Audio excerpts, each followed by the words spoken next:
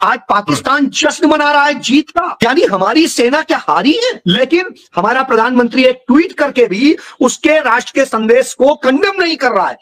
उसने घोषित कर दिया 10 मई का दिन कि हम विजय दिवस के तौर पे मनाएंगे, और हमारे प्रधानमंत्री की औकात नहीं है कि एक शब्द ये कह दे कि नहीं आप झूठ बोल रहे हो, आप कहां जीते हो।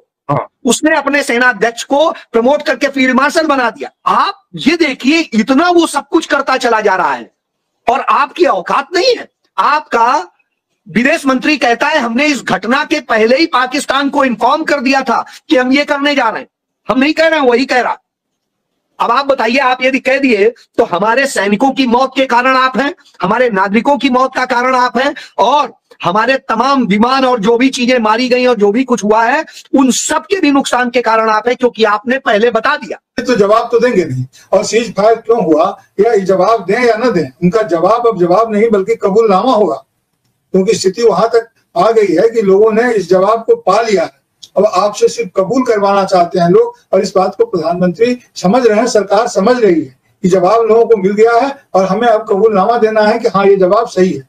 तो पाकिस्तान अगर जश्न मना रहा है, हमने दिया था, आज क्या स्थिति है? हम चाइना को 5000 किलोमीटर अपनी जमीन भी दे देते हैं, हमारे 21 सैनिकों को वो मार डालता है, हमारे प्रधानमंत्री के मुंह से चाइना का चा नहीं निकलता है। यही जे यानी जो विदेश मंत्री है जोकर जयशंकर, वो कहता क्या है, चाइना बड़ी इकोनॉमी है, हम क्या। अब आप देखिए, हमारे वो सैनिकों को मार डाल रहा है और हम कह रहे हैं वो बिगर इकोनॉमी है इसलिए हम कुछ नहीं करें। लेकिन मैं इतना जरूर कहूंगा कि आज लगता है कि देश का प्रधानमंत्री नरेंद्र मोदी नहीं है, देश का प्रधानमंत्री राहुल गांधी है।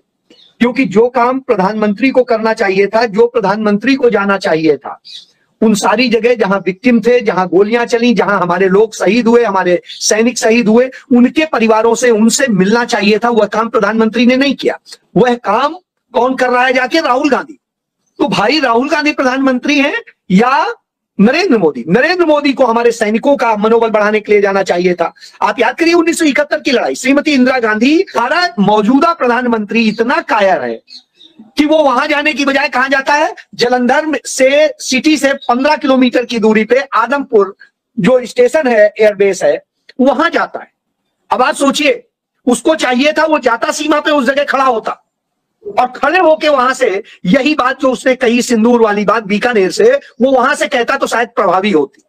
लगता कि हाँ सिंदूर सचमुच वो ये कर रहा है। हालांकि रासायनिक तौर पे ये कभी संभव नहीं है। मैंने इसको लेके ट्वीट भी किया और मैंने कहा नरेंद्र मोदी को इलाज की जरूरत है, तत्काल वो इलाज करवाइए। बहरहाल नहीं तो पता नहीं कब वो मर जाएंगे, हम नहीं बता सकते हैं, और ईश्वर करे उन्हें लंबी उम्र मिले। और मैं तो चाहता हूं इतनी मिले कि वो चाहे 100 साल और बिस्तर पे ही पड़े रहें, लेकिन उन्हें जीवित रहना चाहिए। तो मैं तो ईश्वर से यही प्रार्थना करता हूं। बहरहाल मैं दूसरी चीज ये कह रहा हूं कि प्रधानमंत्री को घटना 22 तारीख को होती है, उसके पहले आप देखिए 15 तारीख को इंटेलिजेंस यह इनपुट दे देता है, रॉ यह इनपुट दे देता है कि कश्मीर में कुछ बड़ा करने की साजिश रची जा रही है। यह बात भारतीय जनता पार्टी आरएसएस का जो मुखपत्र है, ऑर्गेनाइजर, वो ट्वीट भी करता है। अब आप सोचिए कि कुछ जम्मू कश्मीर में बड़ा होने जा रहा। 19 तारीख को प्रधानमंत्री का कार्यक्रम था। वैसे तो शौचालयों को भी वो हरी झंडी दिखाते हैं, जाके उसके भी फीते काटते हैं। वहां वंदे भारत की ट्रेन का उद्घाटन रुक गया, नाना साहब नहीं जाएंगे, डर लग गया। अब उसके बाद में 22 तारीख को यह घटना हो जाती है। मैं इस जगह एक चीज बताऊंगा, आप याद करिए 2013, इतना फट्टू कि वो भाग खड़ा होता है, ना ना हम नहीं जाएंगे। अरे भैया तुम्हें तो दूर करना था, जहां घटना हुई है उससे बहुत दूर तुम्हें करना था, करीब करीब 100 किलोमीटर दूर करना था। तो अब आप सोचिए, जब इतना डरपोक और कायर प्रधानमंत्री हो तो आप क्या उम्मीद करेंगे। बहरहाल घटना हो जाती है 22 तारीख को। जब घटना होती है इमीडिएट आप चेक करा लीजिएगा, प्रधानमंत्री को उसकी सूचना 5 मिनट के भीतर पीएमओ से वहां दे दी जाती है। लेकिन प्रधानमंत्री इस घटना की सूचना के बाद रात तक वहां के तमाम नाच गाने और अपने प्रदर्शन और अपना पूरा जैसा वो कराता है उन सब में मस्त रहा, गाने गवाता रहा और सब कुछ करता रहा, नाचता रहा। यह सब हुआ जब हमारे 28 लोग मौत के मुंह में चले गए।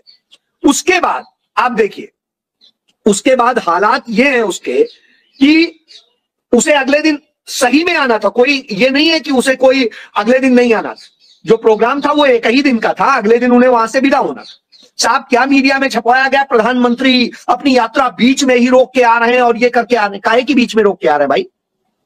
आपको तो सुबह सुबह आना ही था वहां से।